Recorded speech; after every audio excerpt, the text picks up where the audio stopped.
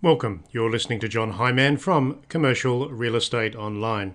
This is one of the regular video programs that we put out for commercial real estate agents and brokers around the world. Indeed, if you haven't visited our website before, you can get lots of free tips and ideas at commercial-real-estate-training.com. So the topic of this video is all about prospecting letter systems for brokers today. So certainly prospecting letters are something that you would use as part of building your market share for listings and client opportunity. Certainly prospecting letters are a good strategy for commercial real estate brokers when it comes to building market share and client listings. They are very useful processes for you if you're looking to get your real estate business established, and also if you are struggling with competitors in your market. That being said, you do need a system of action based around the letter process. And indeed, the letter process is not the only thing you do when it comes to prospecting activity. Certainly you can merge prospecting letters around cold calling, so the two strategies go well together. So that being said, why should you do it?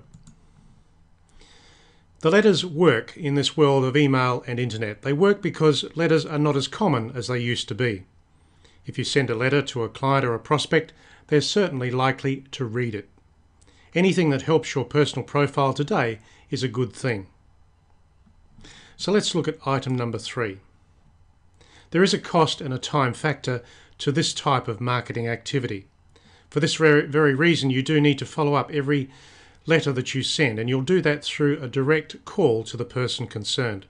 And of course, the call should be to try and create a meeting where possible.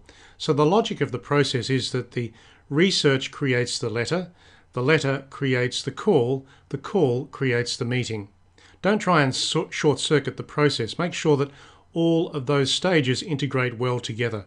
The letter is to create the opportunity of a call to be received from the person that you sent that letter to. And of course, that call is going to try and create a meeting. This industry is based on personal relationships and the people that you know over time. So let's look at item number 4, the important rules. So here are some important rules to set up and follow if this is a marketing process that you want to use today. So here are some ideas in different categories to help you get things going. Number 1, have a clear message. Every letter needs to have that message and a call to action. That's easier to do when you specifically focus on a property type or a category of person that you're writing to. Segment your database so that you can send separate specific letters to landlords, property investors, business owners and tenants. Number 2, make the correspondence simple and easy to read. That says that the letter should be one that's written on a single piece of paper over 3 or 4 paragraphs. Keep it simple, keep the message clear and precise. Don't complicate matters with brochures and enclosures which are just not going to get the message across. Number 3, use a headline that's relevant to the category of prospect that you're sending the letter to. To help with the process, the letter content should be crafted around words that sell or phrases that sell.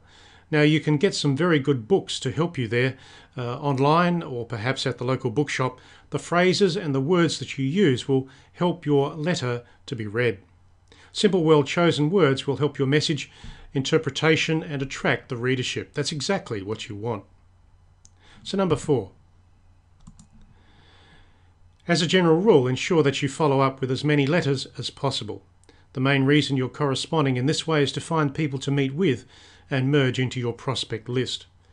Our industry is built on the strengths and diversities of relationships over time. Get to know as many new people as possible. That's certainly when it comes to prospects as business owners, perhaps property investors, tenants, and business leaders. Spread the word about your relevance as a top agent in the local area as part of this letter process. Remember that most other brokers and agents won't be doing it. Number 5. Only enclose your business card with the letter process. It is likely that your card will be retained regardless of what happens to the letter itself. The business card is a simple and yet highly effective marketing process. Perhaps your letter will be binned by the receiver of the letter, but your business card is likely to be kept, and that's exactly what you want. Keep it simple and don't enclose any brochures with the letter. It's the letter and the business card. That's the rule. Number 6. As I mentioned earlier, the contents of that letter should be focused on the market, the client, and not your agency, and certainly not a brag list of achievements in the local area. Design the message to attract interest on a theme of property or a theme of property changes in the local region, the town or the city. You can, for example, get good stories from the local area on any new developments or business changes. Make your letter relevant and interesting. It's not a brag list, it is something that you want the person to read. Number 7. The focus of the letter is to get the person to ring you and or for you to make a call and get a meeting with that person. You want them to take your telephone call when you make it. Over time, you can connect with many more people in this way. Quite specifically, it is a good plan and it does work. That's how you build market share. It's different than cold calling. It actually creates a warm call to the process. So in summary on these things, and you've had a look at the important rules that go with the process, the prospecting letter system is very productive and highly professional for commercial real estate brokers today. It's much more effective than emails as a method of marketing. Over time, the cycle of letters should be sent at least once every 60 days to the same group of people. Make each letter different and direct. Every day, research new people to put into your prospecting letter process, and over time you'll find that by sending 5 new letters a day to new people, you'll actually build up a database of 300 people over a cycle of 90 days. That's 3 months.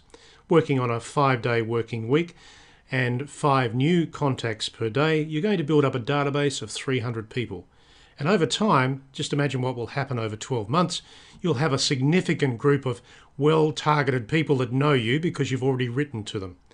I go back to the point that you're going to write to those people every 60 days with a new and clear message relative to the local market. So that's the end of this topic today. It's one of our commercial real estate training topics for brokers and agents around the world. And as I mentioned earlier, if you wish to get more tips and ideas, you can certainly go to our website, which is commercial-realestate-training.com. So thanks for listening to this program today, and we'll catch you next time with another interesting video relating to the commercial real estate market.